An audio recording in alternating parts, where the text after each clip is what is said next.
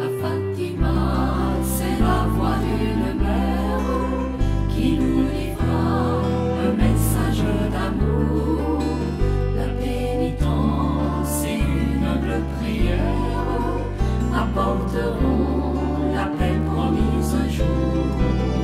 Par le rosaire, la croix et l'évangile, l'humanité vers Dieu se tournera, en consacrant nos pays, nos familles.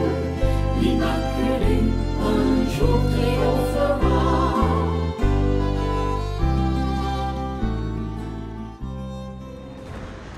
1917. Le monde est plongé dans la Première Grande Guerre mondiale. Plus de 60 millions de soldats sont engagés dans les combats. L'Europe est à feu et à sang.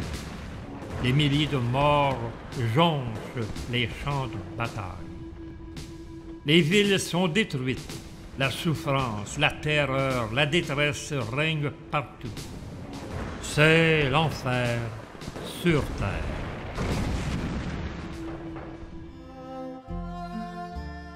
Pendant ce temps, dans un petit village isolé du Portugal, à la Cova da Iria, un événement pour le moins insolite se déroule sous les yeux de 3 petits bergers. Une dame, vêtue de blanc, plus resplendissante que le soleil, apparaît soudain au-dessus d'un chêne vert, chapelet à la main. Les petits bergers demeurent interloqués, plongés dans la lumière qui enveloppe la céleste apparition. À partir de cet instant, les 3 petits-enfants ne seront plus jamais les mêmes. Leur vie venait de basculer, et avec elle, le visage du monde entier.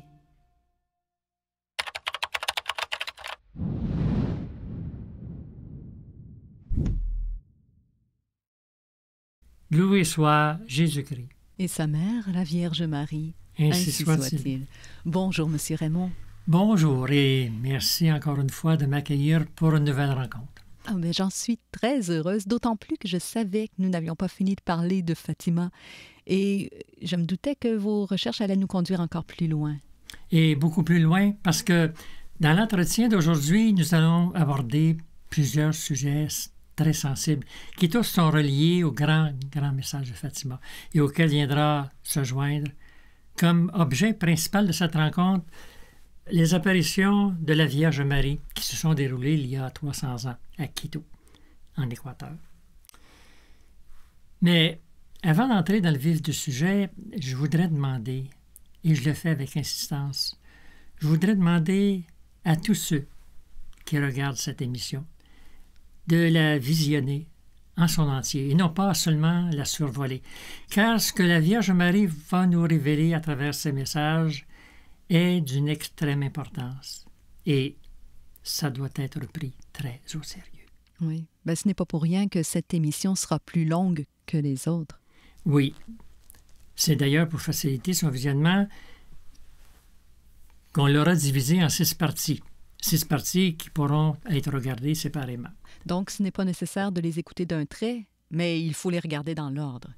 Bien sûr, car la seconde partie étant la suite de la première et la troisième la suite de la seconde, et ainsi de suite, alors on comprendra que l'ordre à suivre est très important afin de conserver le fil de l'entretien. Bien. Maintenant, j'aimerais qu'ensemble, nous prenions quelques instants pour demander au Saint-Esprit de nous éclairer, pour que tous nous puissions profiter pleinement des enseignements que la Vierge Marie veut nous transmettre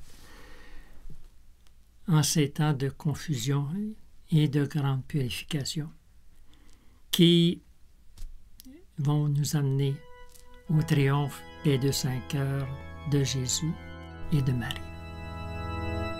Esprit Saint, Dieu de lumière, ô vous que nous invoquons, venez des cieux sur la terre, comblez-nous de tous vos dons, venez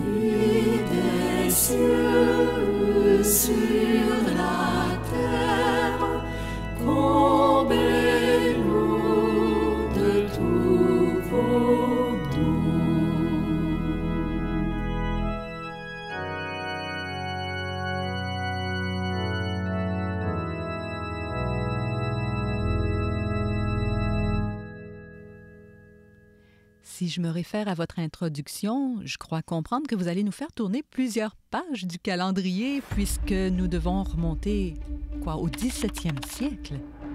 Et vous verrez que cela en vaut la peine. Car le contenu des messages que la Vierge Marie va nous partager par sa messagère, sœur Mariana de Jésus Torres, est d'une très, très grande actualité. Et si Dieu permet que certains éléments de l'avenir nous soient dévoilés,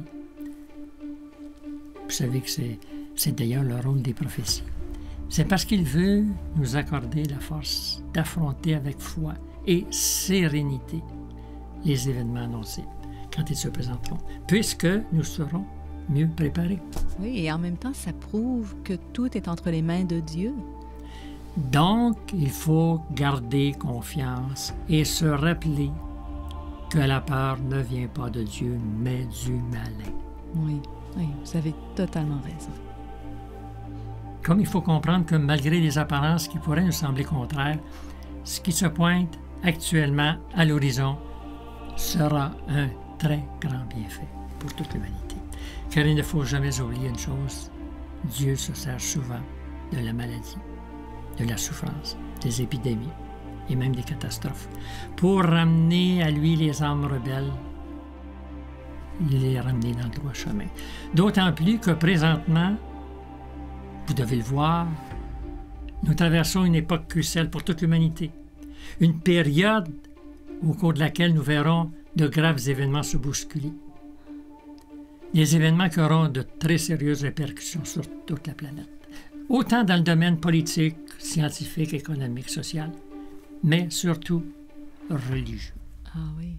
Et tout à l'heure, vous sembliez établir un lien entre Fatima et Quito. Mais quel est-il au juste, ce lien? Bien, il y a plusieurs liens, évidemment.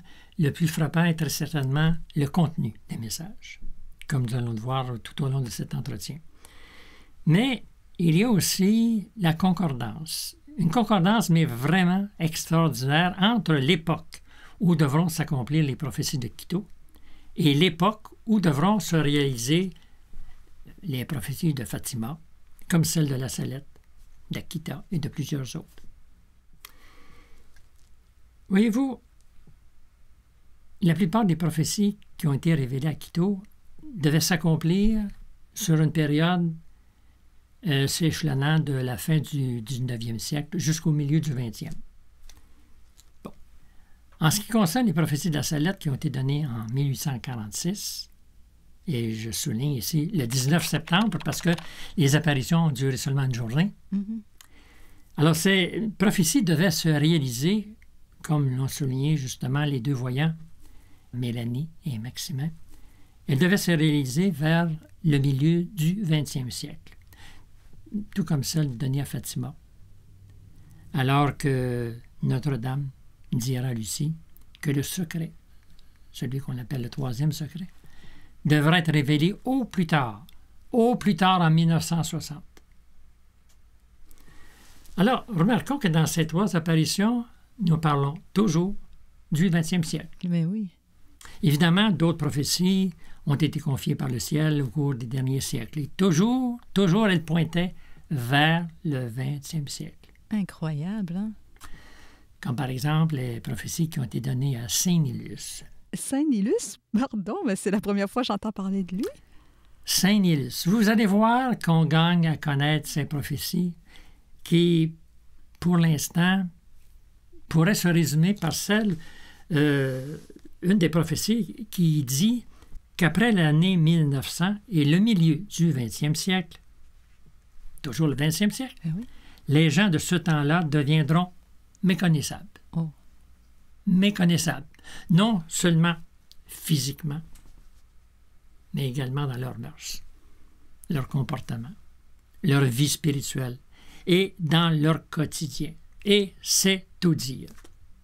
Mais nous y reviendrons.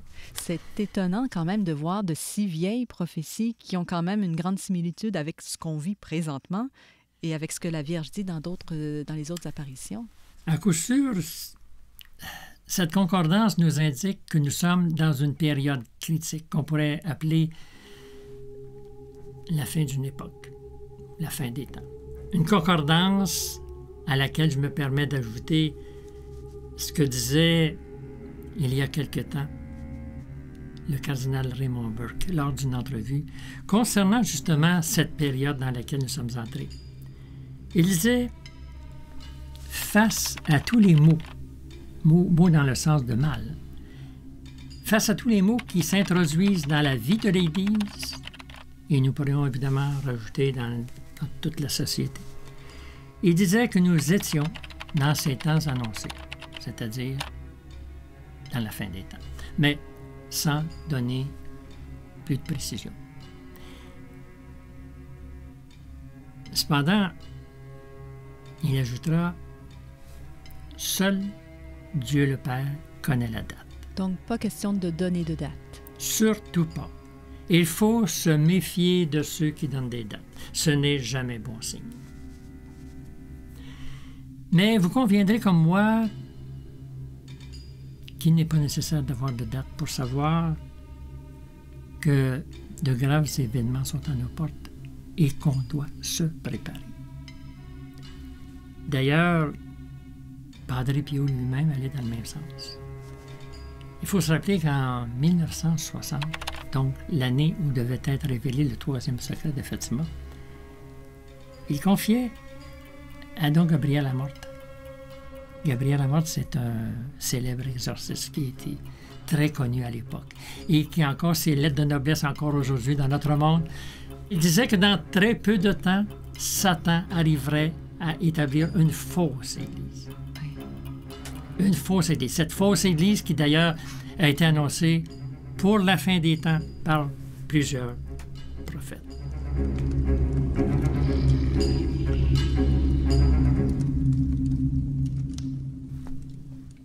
En étudiant bien attentivement les apparitions de Quito, j'ai été frappé par 3 particularités sur lesquelles j'aimerais attirer votre attention.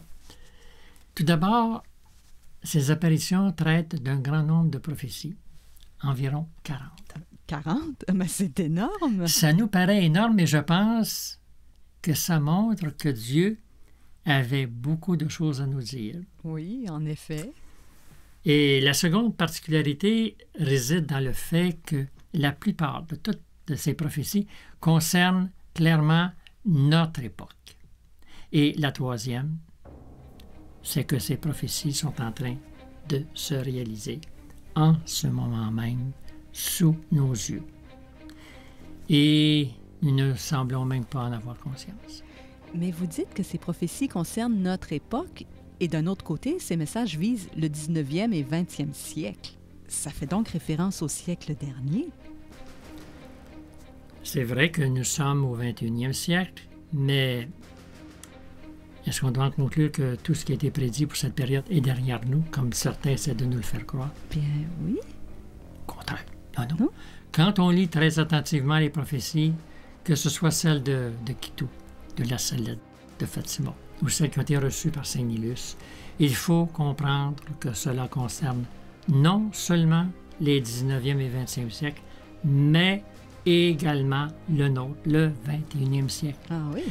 Parce que ce que nous vivons présentement à la grandeur de la planète est les résultats directs de décisions qui ont été prises ou d'actions qui ont été posées par toute l'humanité. Toute l'humanité, particulièrement durant les 2 derniers siècles. Donc, ce que vous nous dites, c'est que quand les apparitions parlent de ce qui se passera au 19e et 20e siècle, elles pointent d'une certaine façon le début de la dégringolade. Exactement. Oh! Exactement. Par comparaison, on pourrait dire qu'on est en train de récolter ce qui a été semé durant les derniers siècles. En fait, ce sont les mauvaises graines semées à ces époques qui ont poussé et qui sont devenues les plantes monstrueuses qu'on voit maintenant. Ces plantes qui ont étendu leurs racines non seulement dans la société, mais jusque dans l'Église à travers les erreurs, les hérésies, et qui ont pris différents noms. le sédévacantisme, le modernisme, le millénarisme, et tant d'autres qui sont apparus tout au long des siècles, mais surtout à la fin du 19e et au cours du 20e siècle. Et qui, malheureusement, sont toujours soutenus, encore aujourd'hui, par un grand nombre de prêtres, d'évêques et de laïcs. Oui. Et je ne comprends pas pourquoi tant de gens adhèrent à ces erreurs.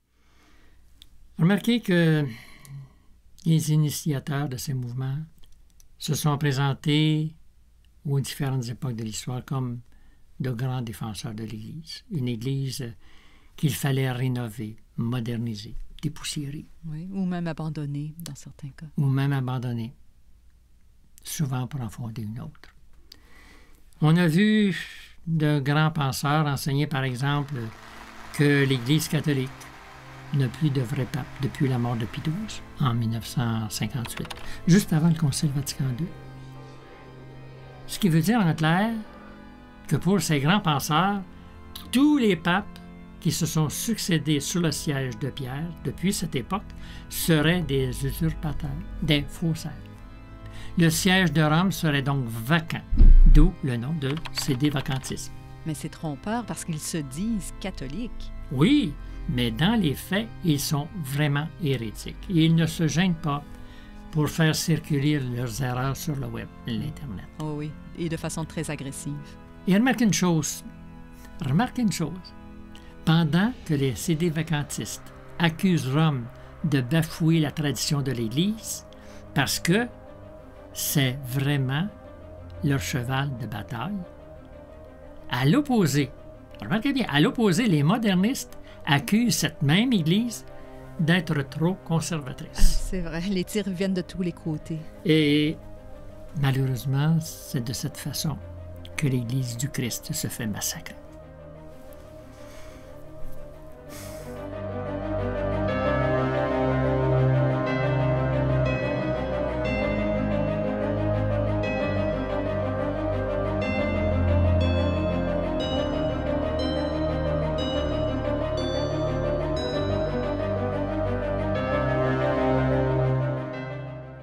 Maintenant, si on regarde le modernisme, qui est réellement une des plaies du siècle, il fait des ravages partout, même dans nos paroisses. Oh oui.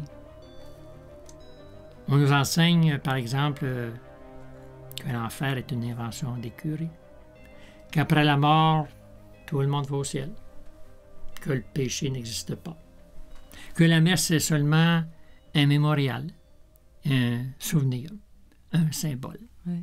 Mais je pensais honnêtement là, que le modernisme était tout simplement un courant d'idées nouvelles. Mais là, vous dites que c'est plus que ça.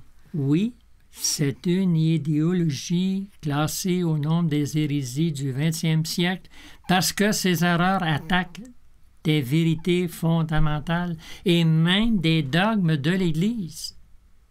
C'est d'ailleurs pour combattre cette gangrène, ce poison, que Saint Pie X avait demandé à tous ses prêtres, dès 1910, de prêter le serment antimoderniste. Ce serment, pardon? Qui consistait à quoi? Qui consistait à affirmer solennellement, devant Dieu et devant l'Église, qu'il rejetait toutes les erreurs que prône justement le modernisme. Et c'est un serment que les prêtres font encore aujourd'hui, d'une façon obligatoire? Malheureusement, il a été abandonné en 1967.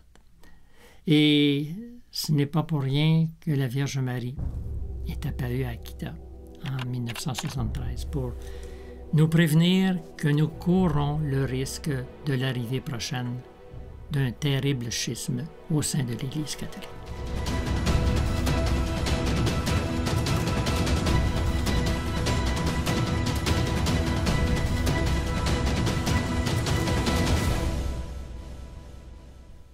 J'ai bien l'impression que mes questions nous ont peut-être un peu éloignés de notre sujet principal. Je m'en excuse. Au contraire, tout ce qu'on vient de dire va nous aider à mieux comprendre ce que la Vierge nous a révélé justement à Quito, parce que les problèmes que nous vivons actuellement au niveau de l'Église, comme au sein de la société, ont justement été prophétisés à Quito. Ah oui. Vous savez, malheureusement, on a mis Dieu à la porte de nos institutions, de nos gouvernements, de nos écoles, de nos sociétés, de nos familles et même de nos vies. Alors que Dieu est la seule réponse à nos angoisses qui se font, on le voit, de plus en plus présentes et qui se traduisent trop souvent dans notre société malade, pour ne pas dire agonisante, par un nombre effarant de suicides, de dépressions, qui se multiplient autant chez les personnes âgées que chez les jeunes, et même les très jeunes. En particulier de ces temps-ci. Surtout à cette période dramatique que nous traversons. Dieu veut répondre à nos inquiétudes qui vont en s'intensifiant partout dans le monde, mais on préfère lui tourner le dos. Pourtant, ces angoisses, on peut les voir, les sentir dans le quotidien, presque les toucher. Et pour s'en faire une idée, il suffit de regarder au niveau mondial. Actuellement, le nombre record de révolutions armées et de génocides qui se préparent ou qui sont en cours dans certains pays. On pourrait même décoder certains signes qui nous indiquent que nous sommes devant le danger d'une guerre bactériologique ou même nucléaire. Ou pire encore. Tout est à craindre. Et puis, il ne faut pas oublier le danger réel des nouvelles technologies, comme l'intelligence artificielle qu'on nous présente faussement comme un bienfait pour l'humanité. Le danger sournois des drones capables de nous espionner. Les caméras cachées. Oui, des caméras qui sont miniaturisées, voilà, je l'ai, à l'excès. Pour être mieux dissimulées et pour mieux nous surveiller. Oui.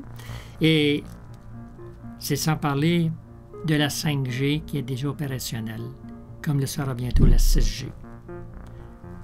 Et c'est sans parler de la robotique qui s'impose dans notre quotidien. Vous savez comment? Par la mise en service de robots qui ont déjà commencé à remplacer les humains. C'est quand même incroyable. On est rendu très loin. Très loin. Et c'est sans parler de la domotique, ce qu'on appelle la maison intelligente. Ah oui. Ah oui. Expliquez-nous un peu ce que c'est, parce que c'est un type de maison encore marginal. Expliquer ce qu'est la domotique... c'est pas facile. Mais hein? on sait une chose dans tous les cas, c'est que ça devient de plus en plus populaire. Par contre, pour se faire une petite idée, imaginons que notre maison est complètement informatisée. Alors, les portes se verrouillent d'elles-mêmes quand vous partez. Donc, plus besoin de clés. Si vous prenez la dernière pinte de lait, par exemple, dans le réfrigérateur, le système va vous en avertir. Oh, c'est fort, hein? D'autre part, si, par malchance, vous faites une chute, le système va le détecter. Et une alerte sera envoyée à une personne qui aura été désignée pour vous porter secours. Parce qu'il y a des caméras qui vous filment. Un peu partout dans la maison, il y a des caméras et des senseurs intelligents qui analysent vos comportements pour adapter la réaction des différents appareils de la maison en fonction de vos habitudes. Imaginez. Et toutes ces informations passent par Internet. Obligatoirement, ce qui permet de voir en temps réel ce qui se passe chez vous en votre absence, via, évidemment, votre téléphone intelligent. Mais c'est intrusif comme système. Pas possible. Mais il y en a qui sont friands de ça.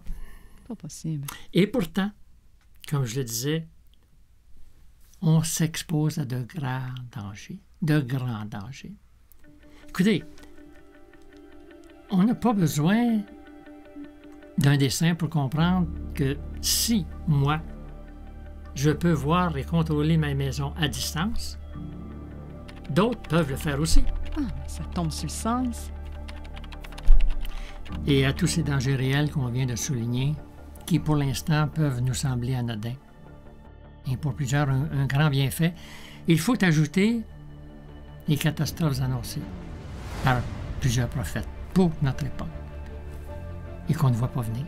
Les tremblements de terre, les inondations, les sécheresses, les pandémies,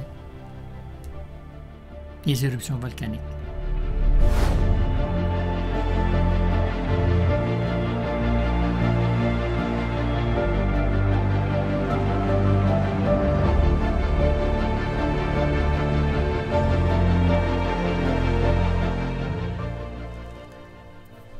Je crois que tout ce qui est annoncé pourrait, en quelque sorte, être comparé à l'épée de Damoclès. Vous vous souvenez de cette histoire? Oh là là, pas dans les détails. Je vous dirais, attendez, je sais que Damoclès, c'était le nom d'un homme qui enviait le sort d'un haut gradé. Un haut gradé qui, en même temps, était un vrai tyran. Ah bon? Et pour que Damoclès comprenne combien la vie d'un dictateur est fragile et même dangereuse et qu'il avait bien tort de l'envier, alors ce haut gradé avait profité d'un grand banquet pour faire asseoir Damoclès à la place d'honneur et avait fait suspendre juste au-dessus de sa tête une épée très lourde, en acier, qui était retenue au plafond par un simple crin de cheval. L'épée, on le comprend, pouvait donc tomber sur Damoclès à tout moment, car ça dépendait évidemment de la résistance du crin de cheval.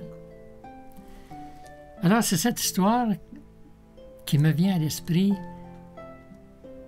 quand on regarde notre monde qui présentement mange, danse, s'amuse, fait bombance sans se rendre compte, sans apercevoir l'épée de Damoclès qui est suspendue au-dessus de sa tête. Alors que, sans crier gare, le crin de cheval pourrait se casser. C'est-à-dire que la situation internationale pourrait complètement se détériorer et chavirer d'un moment à l'autre, comme nous le pressentons présentement. Alors on comprendra pourquoi le ciel cherche par tous les moyens à nous sortir de notre torpeur.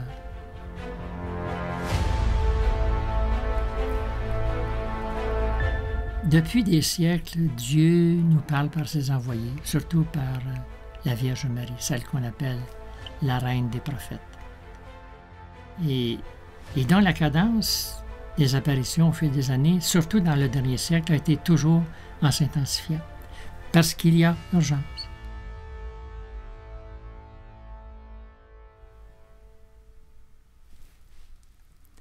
Comme le disait le prophète Amos dans l'Ancien Testament, il disait « Le Seigneur Dieu ne fait jamais rien sans révéler son secret à ses serviteurs, les prophètes.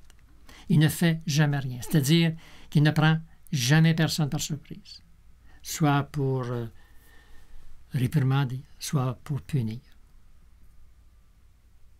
Au contraire, il nous met en garde. Il nous indique le chemin qu'il faut suivre. Ouais, le bon Dieu est très patient avec nous. Il a, comme on pourrait dire, un amour persévérant. Il veut sauver tous les hommes, même ceux qui lui crachent au visage, même ceux qui se sont donnés à Satan. C'est pour nous tous d'ailleurs qu'il a envoyé sa mère au chevet de notre humanité malade il y a 300 ans. À Quito.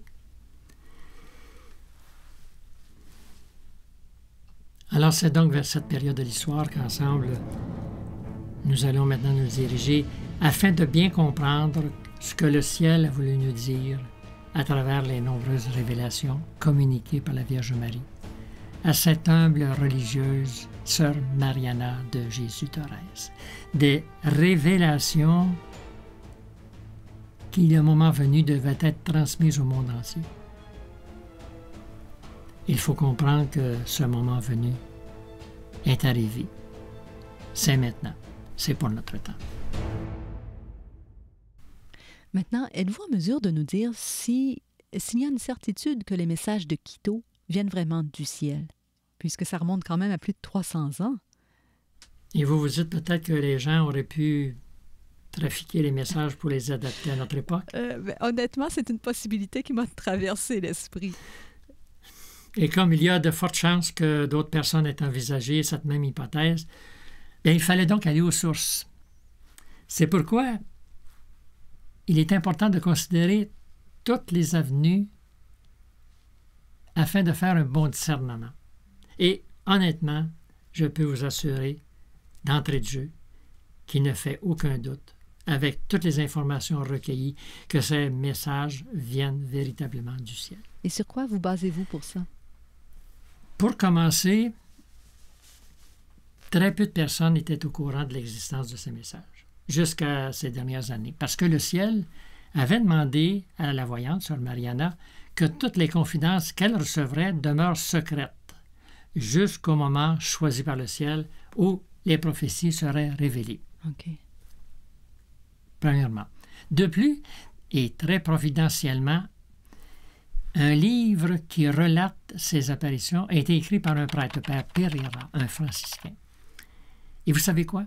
Ce livre a été publié en 1790, soit 125 ans environ après la fin des apparitions. Oui, et donc bien avant que les événements prophétisés arrivent dans l'actualité. Vous avez tout compris. Oh. Ce qui prouve que ça n'a pas été écrit en réaction à ce que nous vivons aujourd'hui. Et ce n'est pas tout. Une autre preuve de l'authenticité des messages réside dans la précision, je dis bien, des détails de chaque prophétie concernant notre époque. Ah oui? Des détails qui sont tellement clairs qu'on peut dire, sans crainte de se tromper, que c'est un copier-coller avec ce que nous vivons aujourd'hui. Ah oui, à ce point-là. Écoutez, humainement parlant, qui pouvait savoir, sinon le ciel, que les événements annoncés au XVIIe siècle se réaliseraient aujourd'hui exactement comme prédit?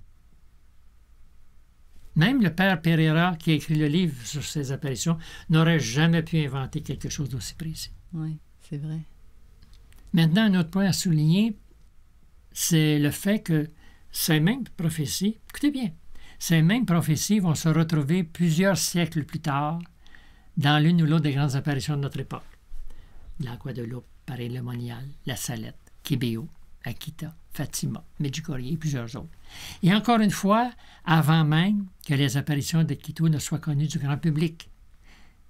Comme si le ciel avait voulu, d'une certaine façon, faire de Quito le miroir des autres apparitions, en reprenant, en d'autres mots, dans des circonstances différentes et à une époque bien déterminée, ce qu'il a communiqué à Sœur Mariana pour notre temps.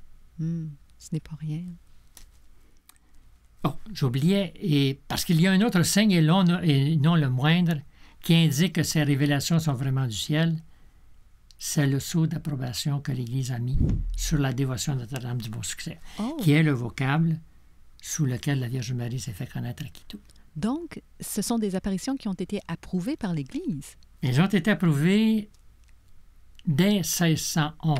Wow. Dès 1611. Et on sait que l'Église ne se prononce jamais à la légère dans ce domaine. Non, c'est vrai. Alors, on aura donc compris qu'il est nécessaire de bien saisir que ce qui va suivre ne doit pas être regardé comme quelque chose de banal, mais comme quelque chose, ou comme quelque chose qui ne ferait qu'assouvir notre curiosité. Au contraire, il est important de recevoir ces prophéties comme un grand signe de la miséricorde divine, car très bientôt, après ce temps de miséricorde qui s'achève, tous les prophètes entreront dans un grand silence. Puisque, comme cela a été prédit, le ciel va se taire et c'est alors qu'arrivera le temps de la justice. Et personne ne pourra y échapper. Et on regrettera d'avoir mal employé ce temps de la miséricorde. Et la faute n'en reviendra qu'à nous. À propos, j'aimerais vous partager un texte très riche sur la divine miséricorde. Il est du père Dolindo Ruotolo, un franciscain de la région de Naples. Il est décédé en 1970. Ce bon prêtre s'était offert comme âme victime en réparation de tous les péchés de l'humanité. Et vous savez que sa demande a certainement été entendue parce qu'il était complètement paralysé pendant les 10 dernières années de sa vie. Oh.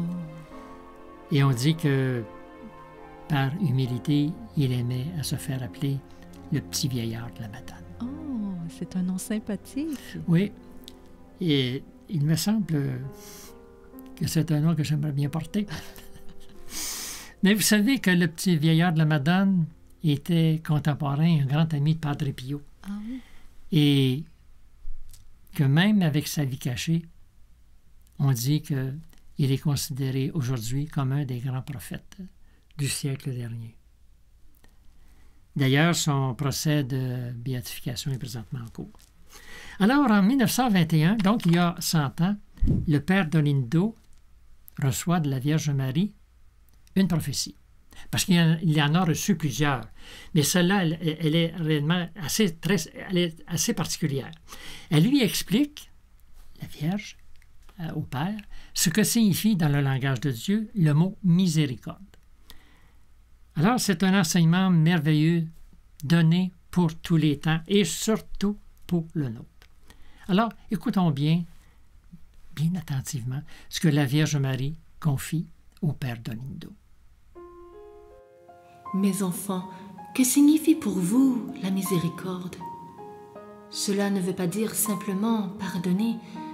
La miséricorde est aussi un remède, un médicament, une opération chirurgicale. Et la première forme de miséricorde dont ce pauvre monde a besoin, et l'Église en premier lieu, consiste en une purification. N'ayez pas peur, ne craignez pas, mais il faut qu'un terrible ouragan passe d'abord sur l'Église, puis sur le monde. L'Église semblera presque désertée, et partout ses ministres l'abandonneront. Même les églises devront fermer.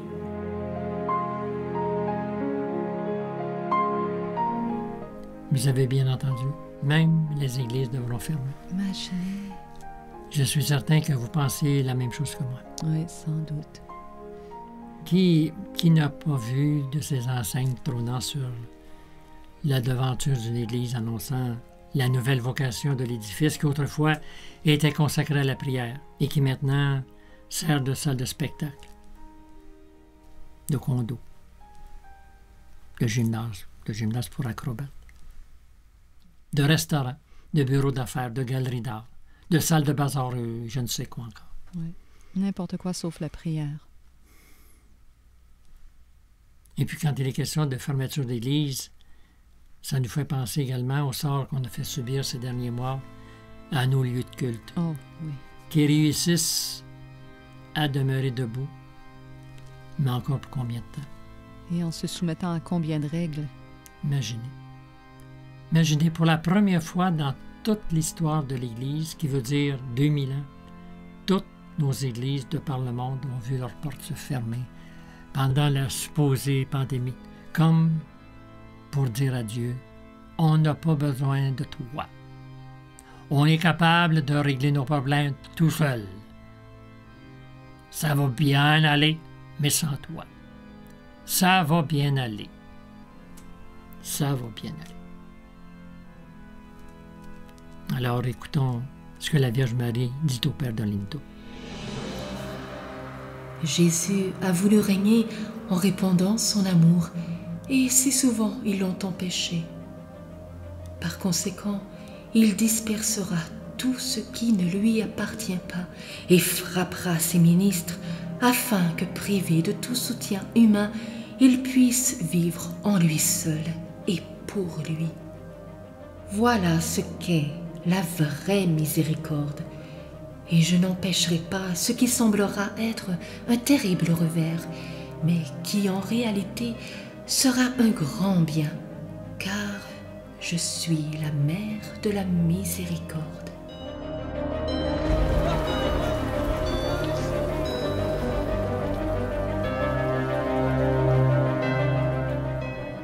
Voilà. Et cette purification à laquelle personne n'échappera commencera par l'Église. Par l'Église qui subira une persécution religieuse comme ça ne s'est jamais vu dans toute l'histoire, avec ses milliers de martyrs. Une persécution qui se produira au moment où dans toute la chrétienté, on sera divisé. Peuple contre peuple, royaume contre royaume, évêque contre évêque, cardinaux contre cardinaux, prêtre contre prêtre, fidèle contre fidèle, enfant contre parent, parent contre enfant, comme cela a été prédit à la Salette. Et comme c'est en marche présentement, car actuellement, la division est entrée dans l'Église. On voit des évêques contre des évêques, des cardinaux contre des cardinaux. Nous sommes déjà envahis par les erreurs qui se multiplient, qui sont très proches de l'hérésie. Et comme le terrain est bien préparé, c'est alors que l'Antéchrist fondra sur nous, dans toute sa fureur. Évidemment, autant que Dieu le lui permettra. Imaginez, si actuellement on a réussi à nous convaincre, dans ce temps qu'on appelle pandémie, que toutes les horreurs qu'on nous fait subir est un mal nécessaire pour notre santé, qu'est-ce qui se passera quand l'Antéchrist apparaîtra et qu'il se présentera comme le sauveur de l'humanité?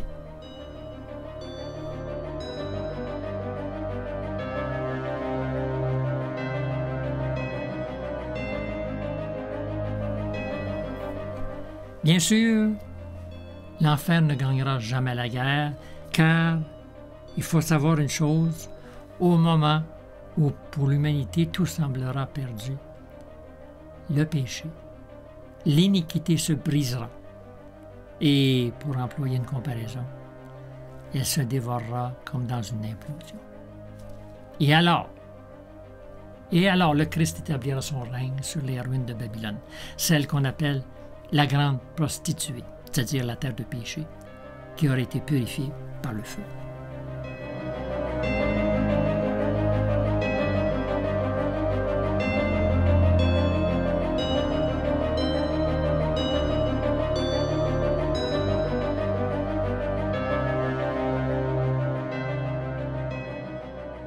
Avant d'aborder les prophéties de Notre-Dame du Bon Succès, je crois qu'il serait bon de prendre quelques instants pour connaître un peu la vie extraordinaire de celle qui a reçu les prophéties, c'est-à-dire Mère Mariana de Jésus-Thérèse. Oui, ce serait bien que vous nous parliez d'elle parce qu'elle n'est vraiment pas beaucoup connue. Et vous allez voir qu'elle a eu une vie vraiment hors du commun. Racontez-nous. Évidemment, je n'entrerai pas dans tous les détails de son parcours. Malheureusement, l'espace-temps ne nous le permet pas. Mais je vais essayer quand même de faire ressortir les traits marquants de sa vie. Ça va nous aider à mieux la connaître. Donc, Mère Mariana de Jésus-Thérèse, ou plutôt je devrais dire Mariana Francisca, parce que Mariana Francisca, c'est le nom qu'elle a reçu au baptême. Alors, Mariana est née en Espagne, dans la province de Biscaye, en 1563, de parents très chrétiens. Et pour vous parler de Mariana, je m'en réfère aux écrits qui ont été faits sur elle, afin, autant que possible, d'essayer de garder la saveur de la vie de Mariana. On dit que Mariana était d'une rare beauté, douée d'une vive intelligence et d'une nature très douce, avec une forte inclination à la vertu. Dès son enfance, elle évitait les jeux des enfants de son âge pour se réfugier en secret dans l'église où elle avait été baptisée et qui était attenante à sa maison. Souvent, sa mère la trouvait prosternée devant le tabernacle. Oh mon Dieu, ça rappelle le petit François de Fatima. C'est exactement à lui qu'elle me fait penser. Oui, hein? François Marteau et son Jésus caché. Hein? On en a parlé dans un entretien précédent. Oui. Lorsque Mariana eut 7 ans, un malheureux incendie détruisit l'église, endommageant la maison et la propriété paternelle, qui était adjacente à l'église, ce qui eut pour effet de précipiter toute la famille dans la misère. Évidemment, à cette époque, les polices d'assurance n'existaient pas pour tout le monde comme aujourd'hui. Les parents durent alors déménager avec leurs 3 enfants dans la petite ville de Santiago, dans la partie nord-occidentale de l'Espagne, où ils ont vécu dans une très grande pauvreté.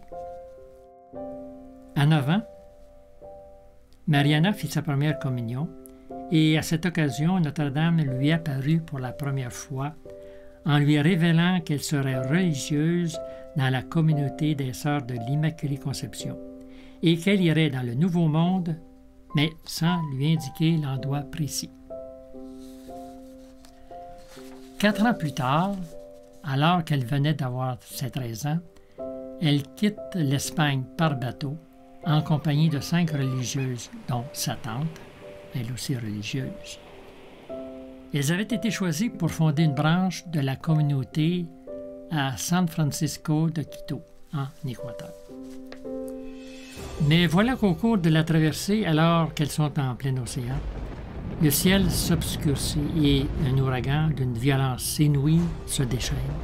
Un ouragan si épouvantable que les marins eux-mêmes ont la certitude qu'il n'y a plus aucun espoir de salut, vu l'inutilité de leurs efforts de redresser le bateau qui est en train de sombrer. Croyant que c'est à cause d'elle qu'un tel ouragan s'est déchaîné, Mariana se met en prière avec sa tante afin d'invoquer la miséricorde de Dieu. Soudain, les religieuses voient au milieu de la mer en furie un gigantesque serpent à 7 têtes qui essaie de briser leur bateau afin de le faire sombrer, et elles entendent une voix horrible qui hurle. « Je ne permettrai pas cette fondation. Je ne permettrai pas son progrès jusqu'à la fin des temps, et je la persécuterai à tout moment. » C'est alors que Mariana perd connaissance. Et soudain, la lumière du jour fait une percée dans cette épouvantable obscurité et l'ouragan se calme et Mariana reprend ses sens. Elle raconte alors à sa tante qu'elle a vu un énorme serpent, plus grand que la mer, qui essayait de détruire le bateau, et qu'à ce moment-là est apparue une dame d'une incomparable beauté, vêtue du soleil et couronnée d'étoiles. Elle portait un bel enfant dans les bras et sur le cœur une image du Très Saint-Sacrement. D'une main, cette belle dame brandissait une grande croix d'or qui se terminait en forme de lance. En se servant du Très Saint-Sacrement qu'elle portait dans la main droite et de la main gauche qui portait l'enfant, la dame frappe le serpent avec une telle force que ce dernier est réduit en morceaux. Et soudain, la tempête se calme. Mariana comprend alors qu'en essayant de faire sombrer le bateau, l'enfer tentait de mettre tout en œuvre pour faire échouer la mission des religieuses qui se dirigeaient vers Quito pour aller fonder une communauté. Oh. Et on peut deviner que ces religieuses allaient faire beaucoup de bien si le démon s'en prenait à elles. Ça ne fait aucun doute. Et à ce propos, je me permets d'ouvrir une parenthèse pour vous parler d'un événement dont on fait peu mention dans tous les ouvrages concernant la fondation de la communauté religieuse et qui pourtant dit long sur l'importance qu'attachait le ciel à la fondation de cette communauté.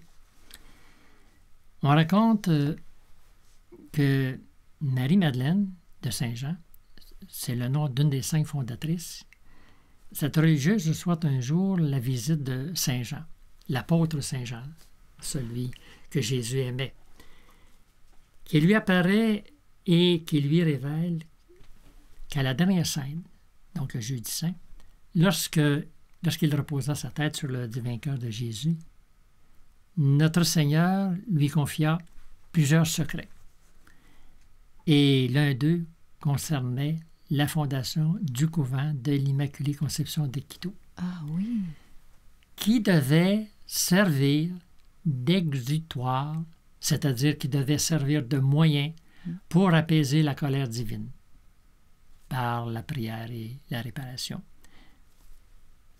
Spécialement pour les profanations commises contre la Sainte Eucharistie. Oh, alors on comprend pourquoi cette communauté était absolument nécessaire. Et c'est ce qui explique la haine de Satan envers cette œuvre.